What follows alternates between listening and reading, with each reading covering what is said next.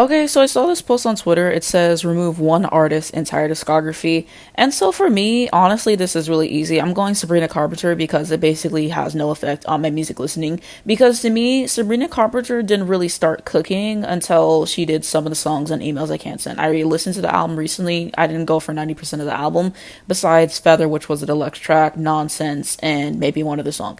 And so Espresso, she's definitely cooking. Please, please, she's definitely cooking. So I think her next album will actually be good. But I mean, even in the past, my sister played me Sabrina Carpenter songs from albums before Emails I Can't Send, and it just wasn't for me. But I think in the future, there'll be some good stuff. So that's the one that I would pick. And so if I can just, pick somebody else because she's basically out by default for me, I haven't really listened to most albums, I'll be honest, then I would say Billie Eilish. Because Billie Eilish's first album, it wasn't really giving for me outside of a few songs like When the Party's Over, for example. And I Love You was an amazing track as well, but the first album wasn't really my jam.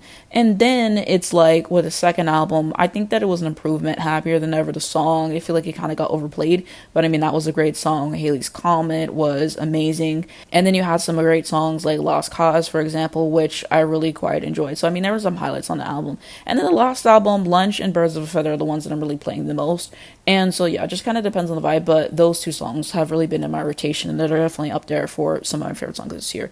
So yeah, that would be like my first like actual choice, because Sabrina's basically out by default for me. And last up, because I think it's fun to kind of go through all four of them, I would say SZA has to go for Taylor, just because SZA has two albums, which are great albums, by the way. Control and SOS are like incredible, especially with songs like Gone Girl, Go Gina, Kill Bill was a smash hit, Love Language is underrated, and I mean, SZA had a lot of great songs, she really does. But I mean, there's two albums, and Taylor has 11 albums now, and so I mean, there's just more material for Taylor, and especially some of my favorite songs by her are on 1989, which is one of my favorite pop albums ever, and it's something I hold in high regard.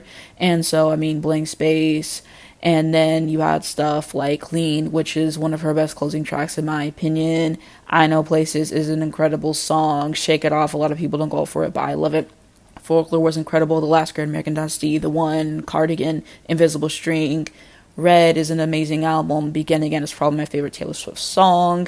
And Sad Beautiful Tragic is actually a song by her that actually grew on me. So, I mean, I think there's just more material for Taylor. So that's why Taylor would be the last to go. But I decided to do all these because it's more fun that way. So let me know whose artist's entire discography you would remove and why. And I'd also love to know, like, the order that you put them in terms of whose discography is going for first. And if you want to have explanations, that's really interesting. But thank you so much for watching. And if you enjoyed it, like, comment, and subscribe. Free Palestine, this is something we must educate ourselves on, and I'll see you in the next one.